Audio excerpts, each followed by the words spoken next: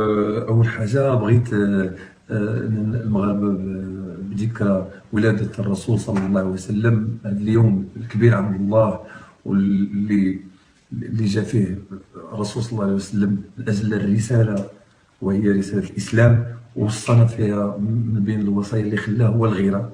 الغيرة على أي حاجة، غيرة على الدين، على الوطن، على الأصل.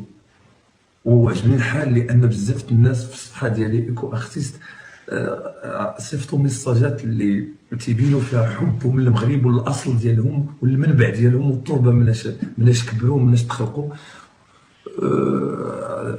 كل عبر بالراي ديالو، كاين اللي عبر بفرحه، كاين اللي عبر بانني سأت ليه ولا الاصل ديالو. فهذا مع العكس انني ما نقدرش نسيء، والحمد لله كاين عندي جمهور كبير، وحسيت به. صيفط لي ميساجات بانني بين فيهم بانه انا عزيز عليه، ولكن قصته في واحد الحاجه ولا قصته في اصله. حاشا وكلا، الاصل ديالو هو الاصل ديالي.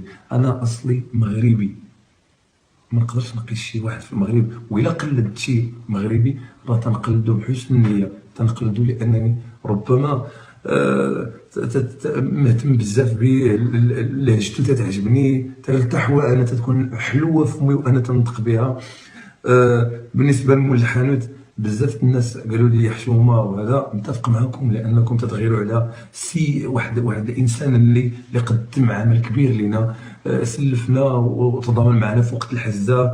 تيطلقك على درهم، على 10، على شمه، تيطلقك اللي ما عمرنا نساو. بالعكس كان طلب ديال بزاف الموالي الحوانت، قالوا لي دير عندنا شي حاجه، واخترت هذا راس السنه باش انني نبسط معاهم ونقرب منهم، لانني انا تنتقدم الحوانت بزاف. امي تتسخرني نجيب البوطه الباقي لدابا. تنستعمل بزاف هاد الموالي الحوانت، عايش معاهم بزاف.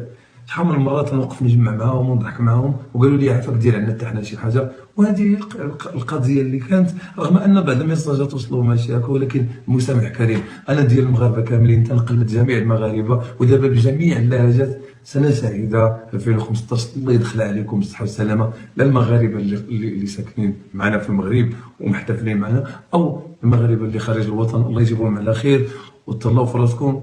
راه كنبغيكم، ولا قلدتكم راهي تنبغيكم، راه ما نقدرش نسيء لكم، ما تفهمونيش غلط، وغيروا على بلادنا. ومزيان هادشي تديروا. تنقدم تحيه لجميع الفنانه اللي تيغنيو بجميع اللهجات المغربيه.